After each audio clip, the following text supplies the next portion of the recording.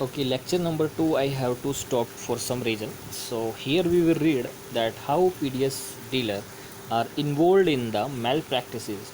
किस किस तरह की malpractices होती हैं PDS में और राशन शॉप में. सो यहाँ पे सबसे बड़ी जो चीज़ होती है, जो ग्रेन है वो ओपन मार्केट में डाइवर्ट कर दिया जाता है बेटर मार्जिन के लिए.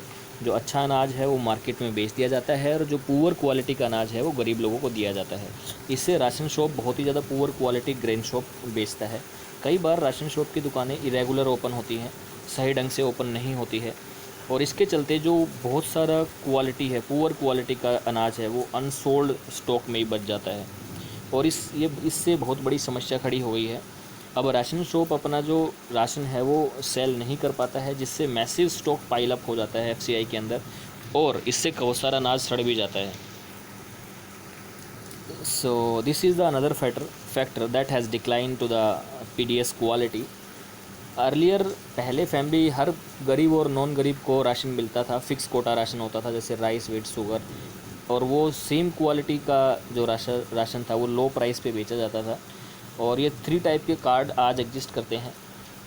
पहले 3 तरह के कार्ड होते थे, but now you see today did not exist. लेकिन आज के दिन ये ऐसे एग्जिस्ट नहीं करते हैं. Large number of family could buy food grain from ration shop subject to a fix Kota.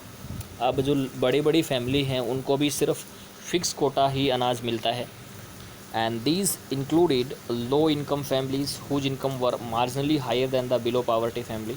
और ये वो फैमिली हैं जिनकी इनकम बहुत ही थोड़ी सी ज़्यादा है. जैसे सपोज लो ये पीडीएस बिलो बीपीएल की लाइन है, बिलो पावर्टी की लाइन है, और ये बीपीएल की जो लाइन है, सपोज करो यहाँ पे कोई आदमी 500 रुपये कमा रहा है तो ये गरीब है, और यहाँ पे 5 रुपये कमा रहा है बस, तो इसको उतना अनाज नहीं मिलेगा जितना मिलेगा. मतलब गरीब होने का ज़्यादा बेनिफिट है बल्कि एपीएल होने का. क्यों? यहाँ पे इस आदमी को सारी फैसिलिटीज़ मिल रही हैं, इस आदमी को वो फैसिलिटी नहीं मिल रही है. तो ये सारा सिस्टम भी थोड़ा सा वीक है. सो और आज के दिन अगर टीपीडीएस देखा जाए तो 3 डिफरेंट प्राइसेज हैं. वो प्राइस जो अबो पावर्टी लाइन की जो वाली लाइन है उसमें राशन शॉप पे थोड़ा सा ही अनाज मिलता है, ज़्यादा नहीं मिलता है, राइट. और कई बार इन लोगों को काफ़ी ज़्यादा incentive is almost high as open market, वो उतना ही हाई होता है उनको जो ओपन मार्केट में मिलता है. So there is a little incentive for them to buy these items from the ration shop. तो उनको कोई खास इंसेंटिव भी नहीं मिलता जितना अनाज ये राशन शॉप से खरीदते हैं. दूसरा है role of cooperative in food security, कि कोऑपरेटिव कैसा रोल प्रोवाइड कर रही है फूड सिक्योरिटी को इंश्योर करने में. So cooperative are also playing an important role in food security in India, specially in southern and western part. South और western में बहुत अच्छा रोल प्ले कर रही है. And these cooperative societies set up shops to sell low priced goods to poor people.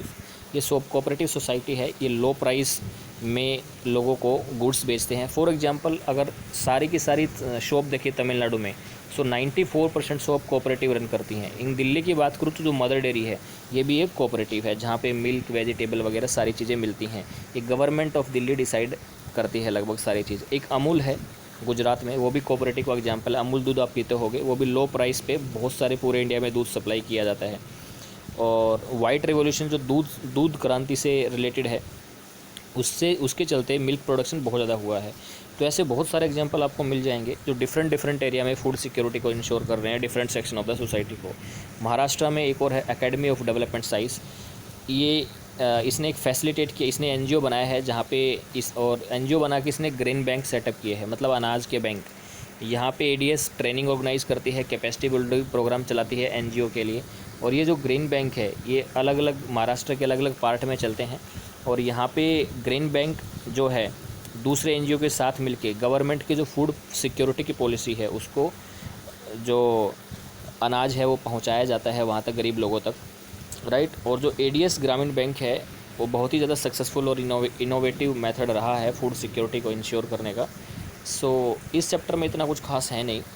There are only 2 things, that what is food security and what government has done so far to ensure food security through buffer stock और PDS system, and the problem of PDS and the role of cooperative society. So if you have any problem in this lecture or in this chapter, you let me know. We will discuss all the problem on the Zoom class tomorrow. So have a good day. Okay.